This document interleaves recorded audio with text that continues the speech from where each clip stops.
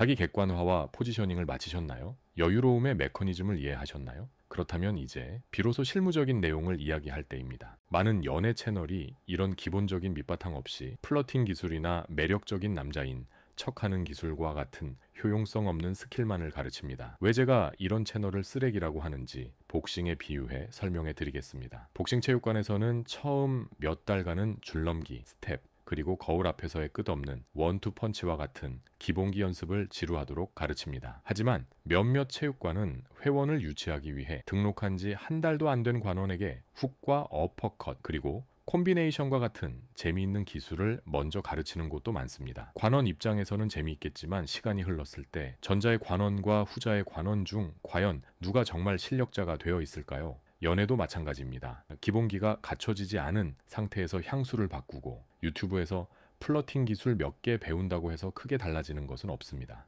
그래서 저희 채널은 철학적인 지루한 내용부터 다룬 이유가 바로 여기에 있습니다. 연애 고수가 되기 위해서 이성과의 만남 동안 어떻게 행동해야 할까요? 소개팅 자리에서 노잼남이 되지 않기 위해 쉬지 않고 말을 많이 하면 될까요? 그럼 자칫 사람이 가벼워 보일 수 있고 반대로 과묵하면 저 사람이 나에게 관심이 없나?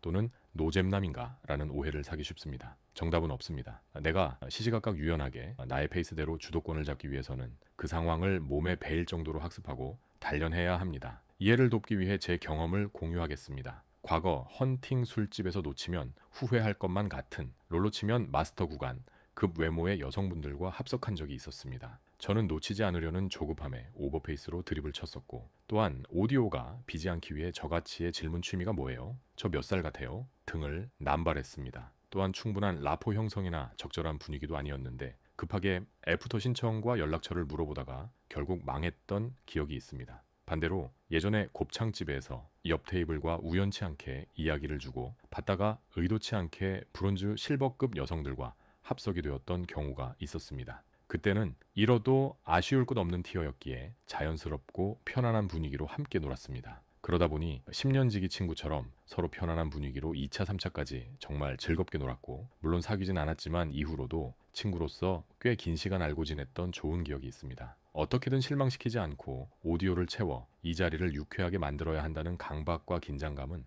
결국 상대에게 그대로 전달되어 서로를 불편하게 만듭니다. 이 강박으로부터 여유로워지려면 천상계 여성이든 아니든 일단 많이 만나서 경험치를 쌓아야 합니다. 그리고 그런 여유와 경험치를 쌓은 남성들, 소위 말하는 연애 고수들은 다음과 같은 세 가지 행동을 절대 하지 않습니다. 첫 번째, 저같이 질문을 남발하지 않는다. 취미가 뭐예요? 주말엔 보통 뭐 하세요? 무슨 음식 좋아해요? 여행 좋아해요? 야동은 일주일에 몇 번 보세요? 똥 드세요? 와 같은 뻔한 질문은 당신을 뻔한 사람으로 만들며 상대방으로 하여금 취조당하는 것, 만 같은 느낌을 받게 함으로써 피로감을 줍니다. 질문이 취조가 되어선 안 됩니다. 상대방에게 생각할 거리를 던져주는 질문이 좋은 질문이고 또 무의식 중에 나와 함께하는 긍정적인 미래를 생각하게끔 유도하는 질문이 베스트입니다. 또한 질문의 가치가 고가치이면 상대방으로 하여금 진중하게 미래를 염두하는 사람으로 비추어지게 하며 동시에 생각이 깊은 사람으로까지 보이게 만들어줍니다. 똑같은 질문을 하더라도 말이죠. 예를 들면 남자친구가 생긴다면 설레이는 연애를 추구하세요. 친구 같은 편안한 연애를 추구하세요. 혹은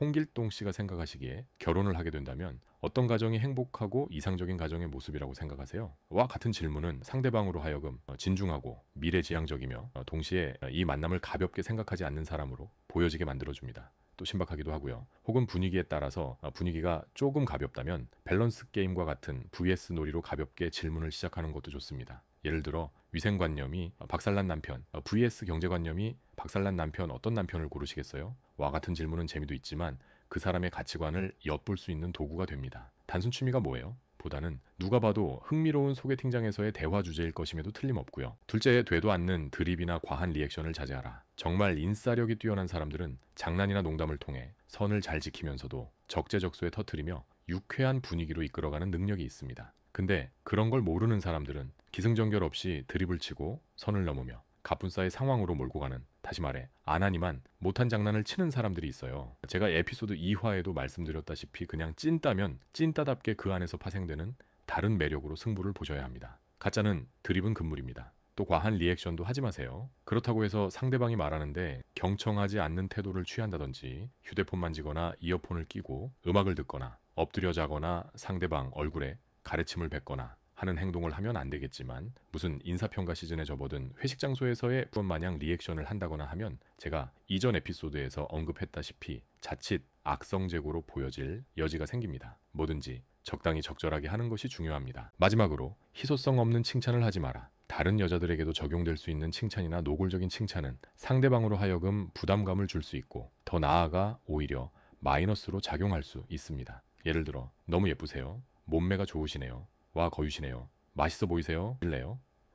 와 같은 칭찬은 좋지 않습니다. 카키색 니트를 입었다면 카키색이랑 홍길동 씨 이미지랑 너무 잘 어울려요. 혹시 퍼스널 컬러가 카키색인가요? 또는 홍길동 씨가 웃으면 저도 모르게 같이 웃게 되는 것 같아요. 웃는 모습이 웃긴가 농담이고 웃는 모습이 이쁘셔서 절로 아빠 미소가 나는 것 같아요. 혹은 홍길동 씨는 분위기가 되게 세련되고 고급스러우신 것 같아요. 와 같은 얼굴이나 신체를 향한 직설적인 칭찬은 지양하되 그 사람의 특색을 살려줄 수 있는 구체적이고 진정성이 있는 칭찬이 상대방이 받아들이기에도 거부감이 없고 좋아요. 결국 연애 고수가 된다는 건 척하는 기술을 배우는 게 아니라 여러분의 태도와 질문의 가치를 근본적으로 올리는 것입니다. 겉멋이 아니라 내면의 여유로움과 고가치 행동을 익히는 것. 이것이 바로 당신을 뻔하지 않은 매력적인 사람으로 만드는 매우 효과적인 방법이 될 것입니다. 오늘 말씀드린 세 가지 금기사항만 지키셔도 당신의 데이트는 이전과는 확연히 달라질 겁니다. 다음 에피소드에서는 지극히 저의 주관적인 생각을 토대로 걸러야 할 이성에 대해서 이야기하는 시간을